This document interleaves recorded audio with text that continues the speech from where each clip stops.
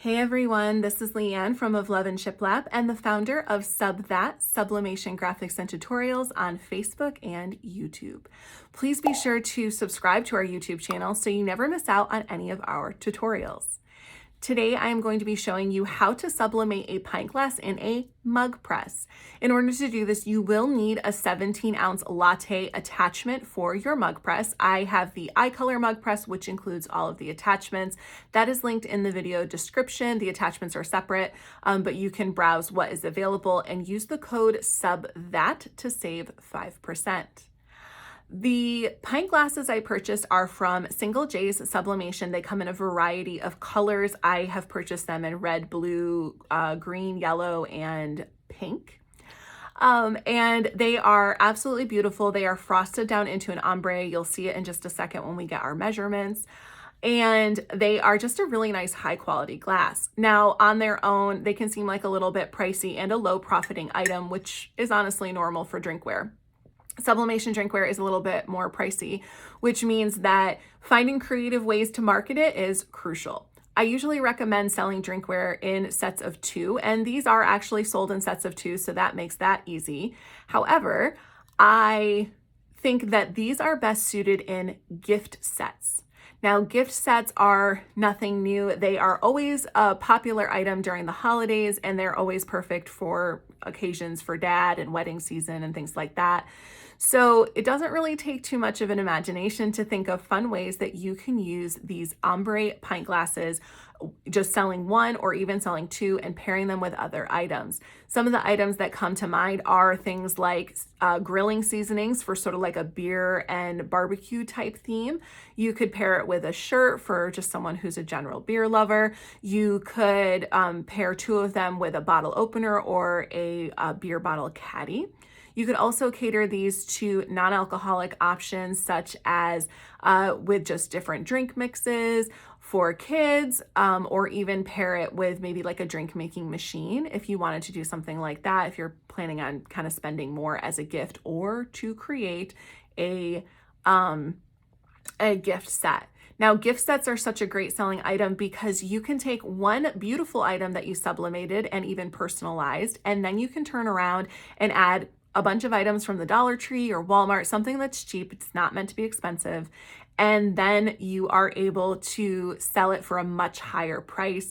A good gift set you can easily sell for $40 to $50, and that increases your profit dramatically. If you want to sell these glasses on their own, the recommended price point is between $15 and $20 each. You can, of course, always charge more when you personalize them, or if you choose to do like a full print, you can charge more for something like that.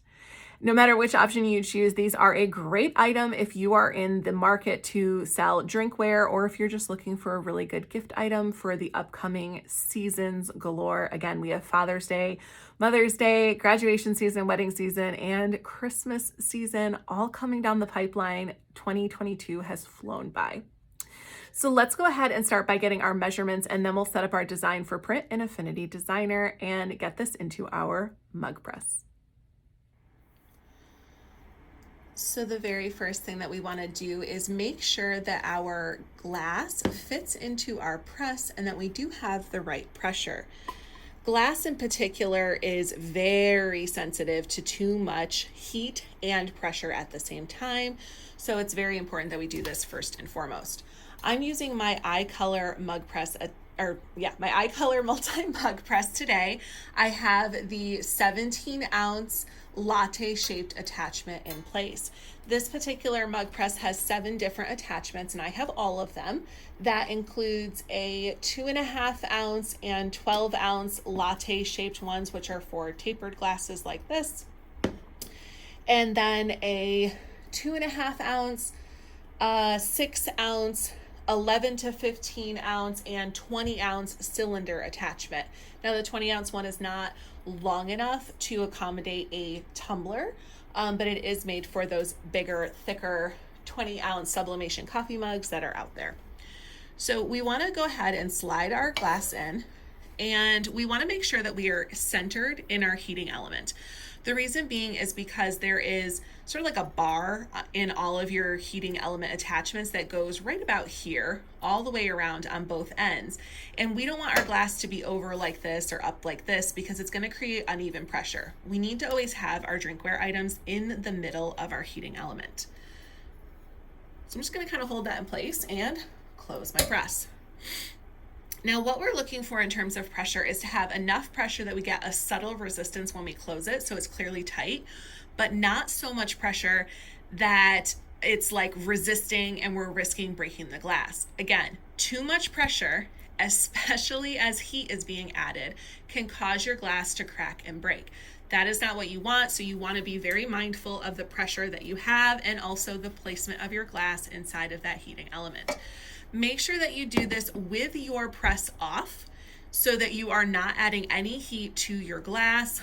It does take a little time to cool down, and you want to mitigate that as much as possible and make sure it's nice and cold when you put your transfer on. So once you have that pressure set, you can go ahead and turn your press on. We are going to need it set to 380 degrees for 3 minutes. Now this is what I use for coffee mugs, so mine is actually already set, but with this particular mug press, you would hit the mode button and it'll give you an option. It'll say set. You'll set this to that 380 and then you'll hit it again, and where it says temp, and you'll set it to 380 again. Now these two, you want to be the same. It's designed for there to be a temperature variance as to like when this would kick on and start warming up or capping off how hot it can be. So I just keep them at the same temperature, saves me a lot of stress. When you hit mode the third time, it allows you to set the time. Mine is currently at 180 seconds, which is 3 minutes. Now, keep in mind that when you hit mode again, it'll go back to your warm up screen. Anytime you are doing something like this with a mug press or even a convection oven, the time temperature that you're going to need is very much going to be dependent on your machine. Anytime we're talking about time and temp, it's always a guide, and up and beyond that, like, you really have to trust your own device. If you happen to be using this exact same press, then it's likely going to be the same, but there are other factors at play as well, like your evolution, your atmospheric temperature, things of that nature. Now, the next thing we need while this is warming up is our measurements. For this particular one, I am just going to do a one-sided design. Also, this, when it's in here, does not wrap all the way around, so we wouldn't be able to do a full wrap design unless we flipped it. And I haven't actually tested that out, but I will make sure to do it in a future tutorial because I bought like 6 of these, so I have quite a few. So in terms of our design, if I'm going to be doing a one-sided design, there are a few things I want to look for. One, I don't need to get my design down into this ombre area, so that immediately makes my total zone 4 inches. I also want my design to be at least 1 inch, if not 1.5 inches, down from the top of my glass, because aesthetically that just looks more professional. This will really depend on your design. I'm going to aim for 1 inch, and that will give me 3 inches of height for my design. Now, in terms of width, you're kind of going to use the same logic. Your design should not be any wider than what's clearly visible straight on. Let me try and get that ruler there. Okay. Your design should never be any wider than what's clearly visible straight on looking at any drinkware item. So in terms of this glass, if we have this as sort of our mid focal point, our straight on dimensions that we can see is 3 inches. So that means that 3 inches by 3 inches is going to be the size of our design, of course, give or take, depending on the proportions of that design. Let's hop over to Affinity Designer and get this set up. Because we are doing just a one-sided design, we do not need to warp this in any way. If you were going to do a design that was full length, then you would want to use Affinity Photo and follow our other glass video, the first section of that where we did use the warp function. That is what you need if you're trying to do something that's going to wrap around all of the edges, but we're just doing one-sided for this. So let's pop over to Affinity Designer and get that started. I'm going to be using Affinity Designer on my Windows computer. If you're using the Mac version, it should look more or less the same. Keep in mind that my interface is tailored for my workflow, so that might look a little bit different. We're really only going to be using our layers panel, so if you don't have yours designated someplace, it should appear over here in your right sidebar. And if for some reason you don't see it, come to View, Studio, and make sure that your layers panel is selected.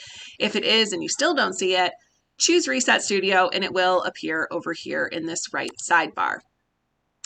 We're going to go ahead and open up a document that is the size we plan on printing on. Now, because our design can be 3 inches by 3 inches, I'm just going to pull up a letter size print. That's going to be most practical since I don't have mug size paper. That beeping that you hear in the background is the mug press. That is a safety feature, as annoying as it seems, that lets us know that the mug press is still running so that we don't accidentally leave it on and potentially cause a fire. So we're going to go to File and then New. And I'm going to select my print tab and then scroll down to where it says Letter. We want to make sure that our color format is set to RGB/8 and our color profile set to sRGB IEC 61966-2.1. This is the most current document setup profile. Some people do still use Adobe RGB 1998. This is an older profile. It tends to work a little bit better for Macs, but just keep in mind that this is your document setup. This has nothing to do with your ICC profile for your printer or ink. Those are completely separate things that are dictated in your print settings. Once you have your settings correct, go ahead and select Create. Next, we're going to import our graphic. I'm going to do this by going to File and then Place. This will open up my File Explorer where I can then find my file. And I am doing a logo today for my HVAC guy who has been spending a lot of time here fixing our broken HVAC. Hopefully we will have a new one soon. So I'm just going to pull up this logo that is his.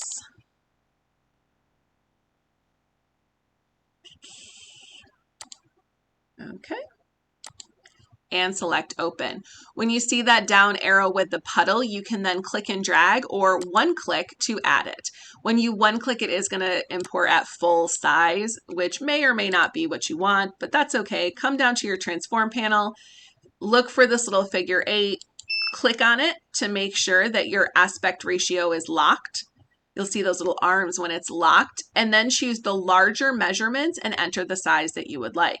So for us, that is our width, and we already determined that our max width can be 3 inches. Now I have a little bit of dead space here, but I am going to set it to 3 inches first. And then it's way up here. If you ever do this and you notice that your object isn't on your canvas, just come to where you're in this transform panel where it says X and Y and enter 0 into both of them, and it'll bring it to that top right corner. Particularly helpful if it happens to be way off into oblivion, which has happened to me more than a few times. Now I'm going to zoom in on this for a moment, and I'm going to select my vector crop tool. All I want to do is bring in these boundaries as close as I can so that there's no dead space. This is particularly important when you're working on drinkware where you only have a small area to create, to print your design to begin with. This will just ensure that you get it as big as you possibly can. That little 1/4 of an inch or 1/2 an inch really does make a difference when it's printed. So once you have that set, you can just click back on your move tool to get out of that crop tool setting. Now we'll come to that transform panel again and notice that it took off about 1/3 of an inch.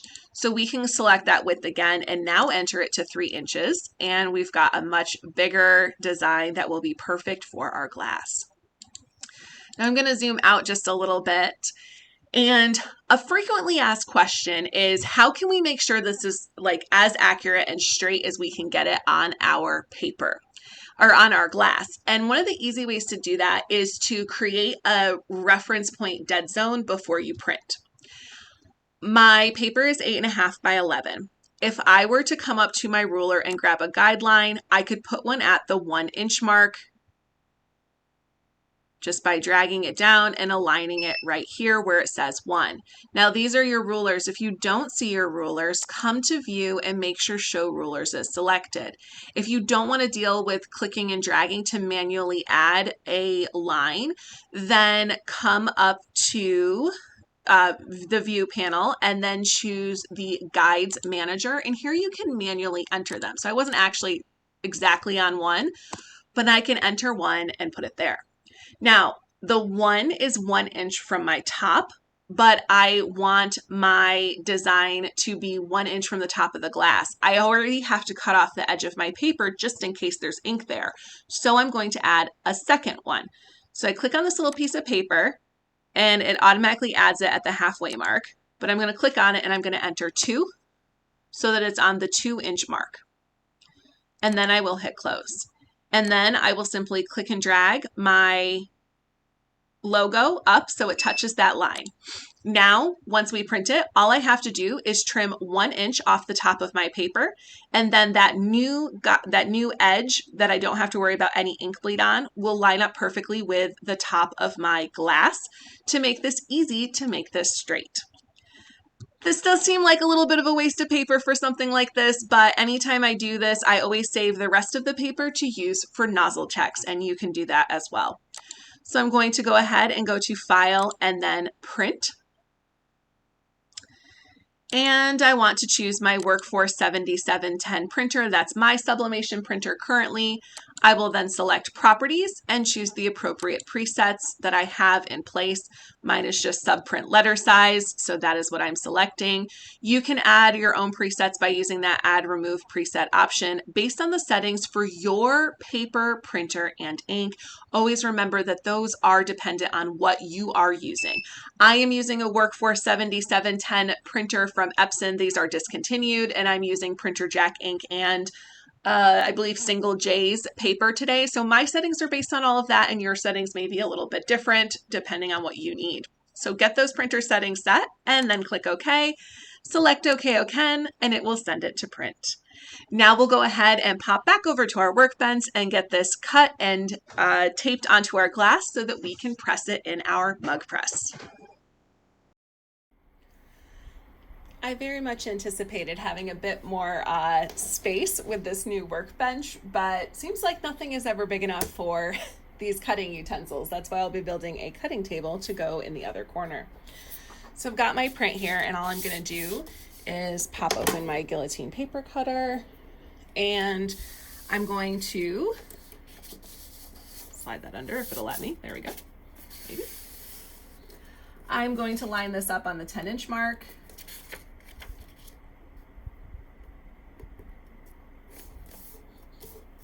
And then go ahead and cut. This is a new guillotine paper cutter. I'm sure you guys have noticed that I get very picky about my paper cutters, and I end up getting quite a few different ones. This is just another one of those. I am going to lift this up, and I'm just going to trim the rest of my paper off here. The rest of this doesn't specifically matter because we're only needing that top. That top is what will line up to the top of the glass, so that is what we need to have trimmed. And the rest of that can just be about like that. All right, let me close that down and get that out of our way.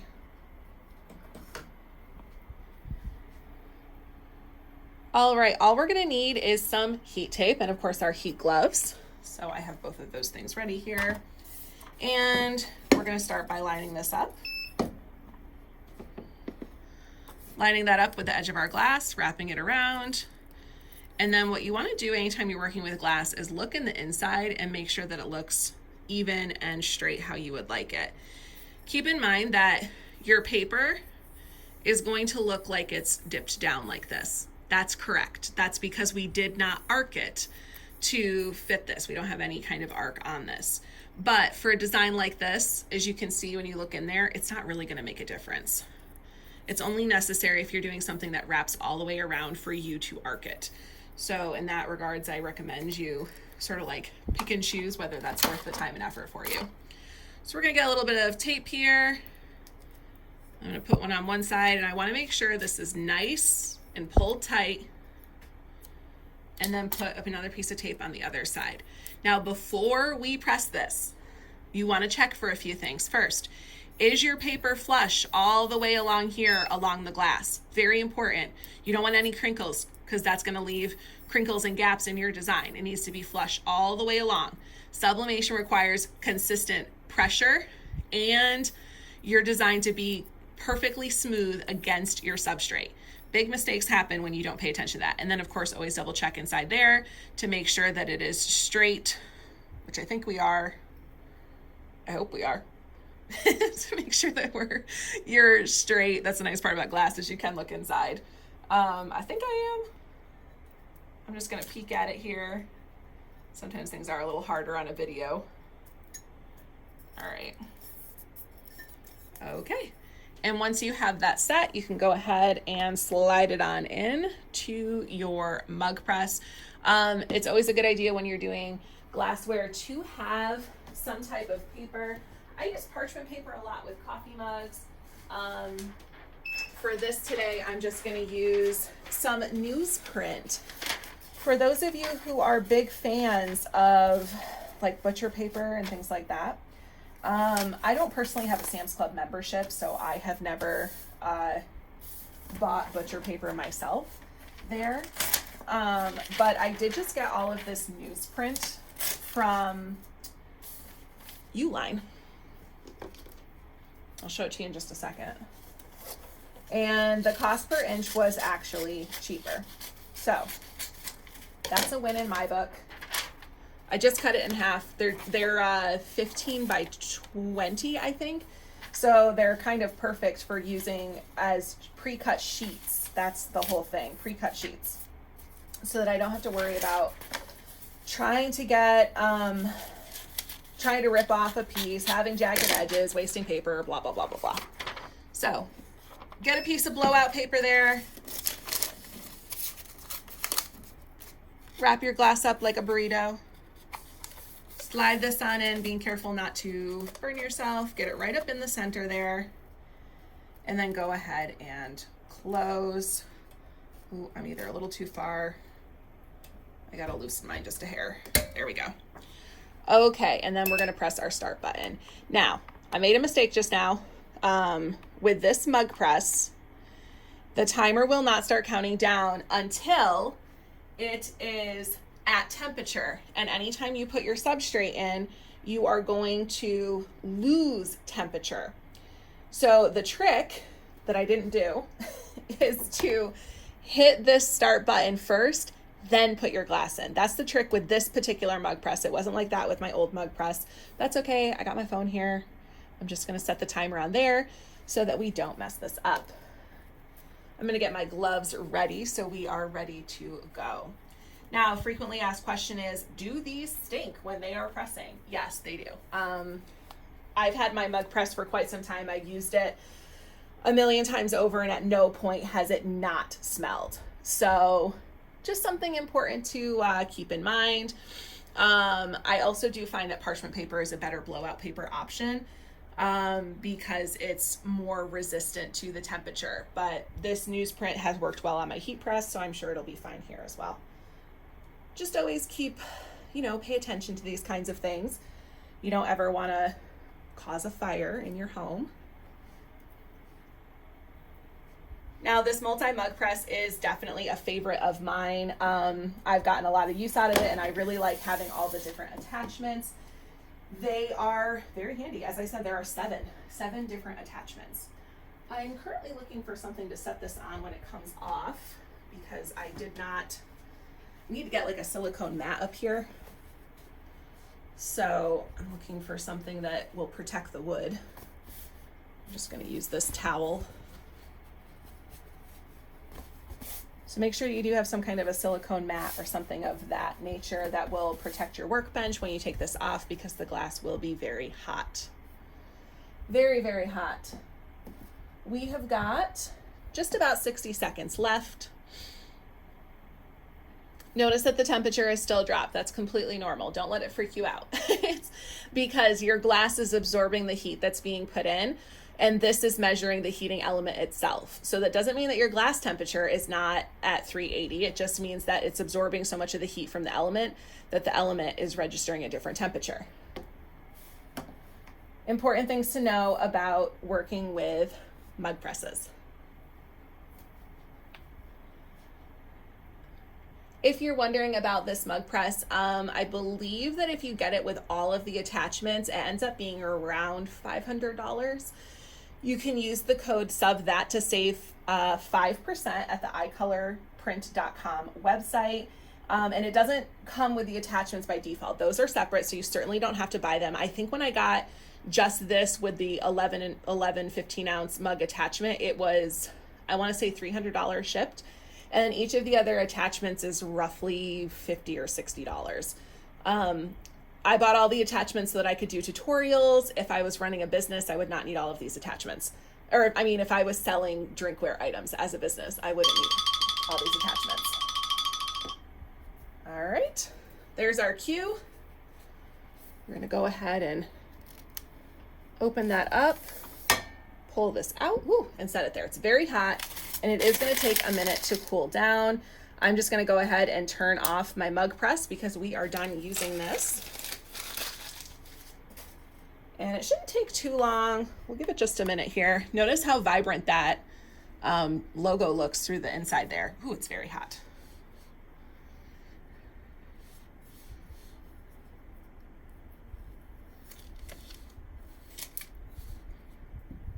Ooh, look at how pretty it is.